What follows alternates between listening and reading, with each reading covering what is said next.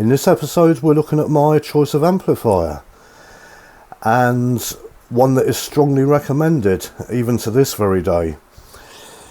In fact, if you're looking for an amplifier, rather than pay good money for something brand new, why not go on eBay and hunt one of these down, because they are terrific.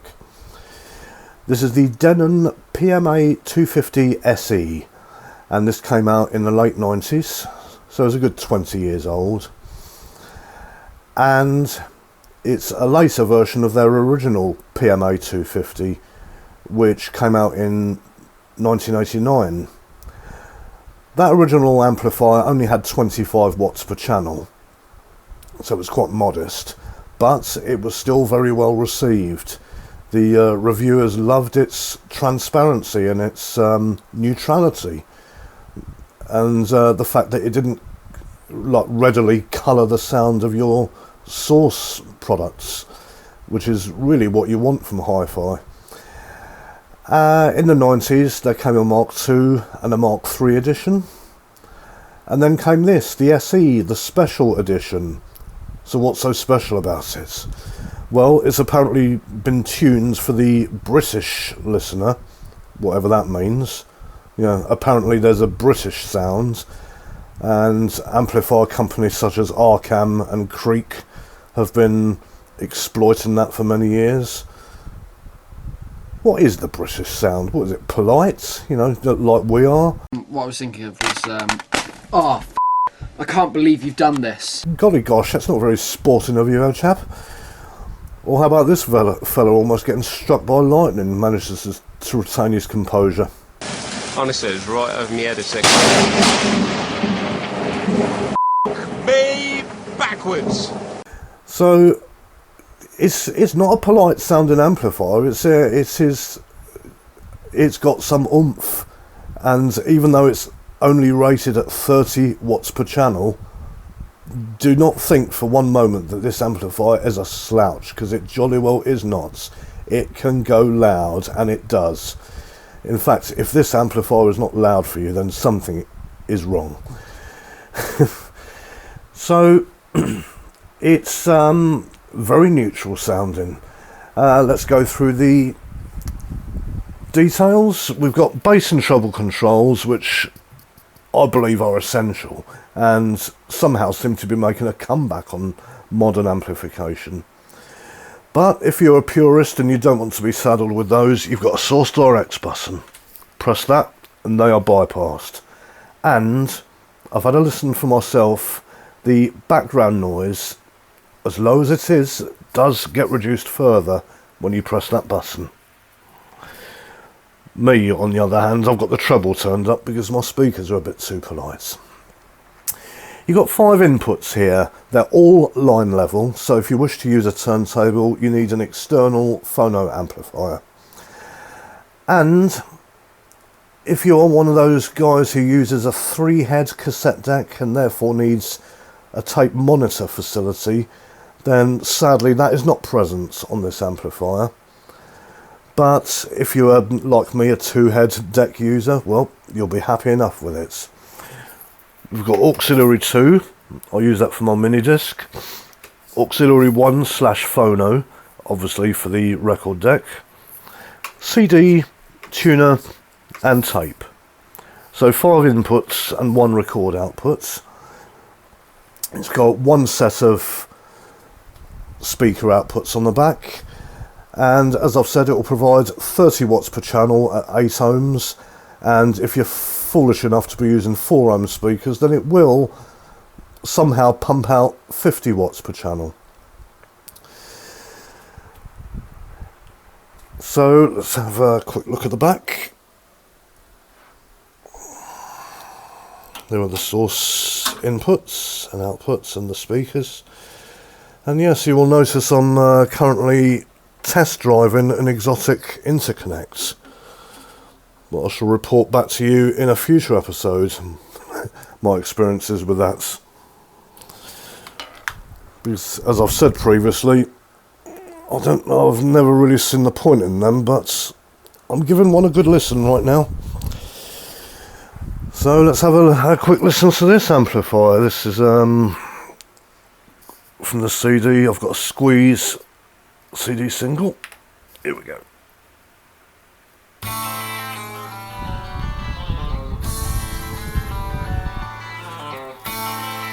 Sadly, there is a thing called copyright, so I shall dip it for a little bit before we resume.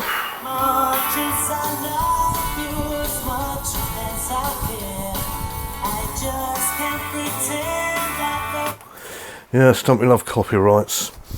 Track 2 on this disc is a dance remix of a Squeeze song. That's going to upset a few people.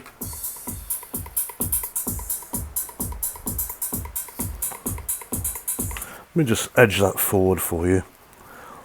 The song in question is Take Me I'm Yours, and it's been given this treatment.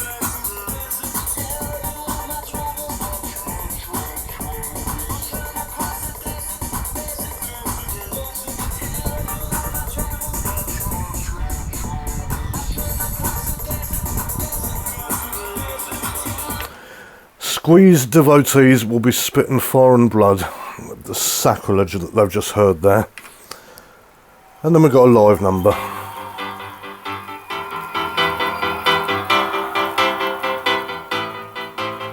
The Indians send signals from the rocks above the pass. The cowboys take position in the bushes and the grass. The squirrels with the cool bush, she is tied against a tree. She doesn't. There you go. It really does go loud, this amplifier, and very clean sounding too. So if you're using warm sounding source components like a turntable, or like me, you've got a Technics CD player, or you're using an FM tuner which naturally has a smooth and polite sound, or a cassette deck with its clipped frequency response, this amplifier will not exaggerate their tonal characteristics. What you feed it is what you will hear. Conversely, if you were to feed this a CD player from the likes of Pioneer or Kenwood, which are renowned for sounding brash, then again you will hear that in all its brashness. So if you've got warm sounding components or polite sounding speakers as I have, this amplifier really does a fantastic job, and to this day I recommend it highly. I bought mine last September on eBay for £50 plus shipping on top of that, so it can be had for an absolutely lovely price nowadays. You know, especially compared to the high prices of amplification in this day and age. I mean, let's take a look at some of those now. In the middle, you've got a couple of Onkyo models, the 9010 model, which is highly regarded, and beneath that, the 9110, which is its replacements. On the right, we have a couple of Yamaha models. The one at the top is £200, and that's a receiver rather than an amplifier, so it comes with DAB tuner and Bluetooth. And beneath that you've got a meaty looking amplifier there for £225. Over on the left you've got the highly regarded Marantz PM-6006 UK edition, but that's over £300. And above that, the latest Denon model, 450 sovereigns. My lord. Okay, so it comes with a vast array of analog and digital inputs, and probably comes with a great amount of power behind it.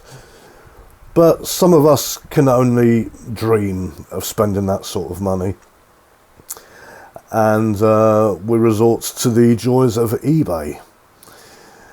Well, that's okay, because this amplifier seems to exist out there in eBay land and can be had for a very decent price.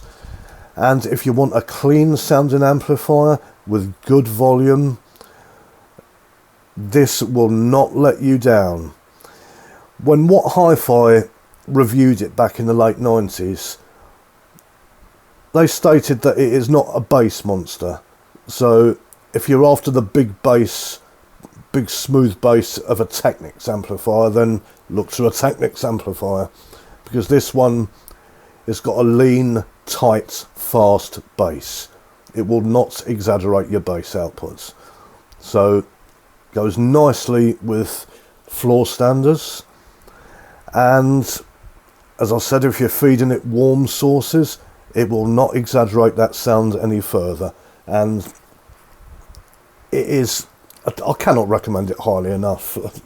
Shower it with praise. This is actually the second time I owned this amplifier, because I did own it back in the late 90s, and back then it cost about between 150 £200 brand new. And the other thing, I know not all amplifiers come with this, but speaker protection. When you turn it on, you have to wait a little while for the relay to kick in. There it goes, click.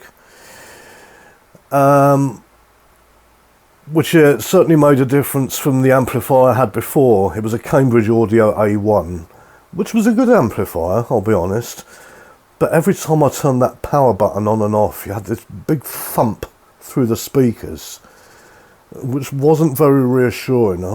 Every time, boom, oh God, I hope those speakers are okay. Somehow they were, but that reassuring click offers so much.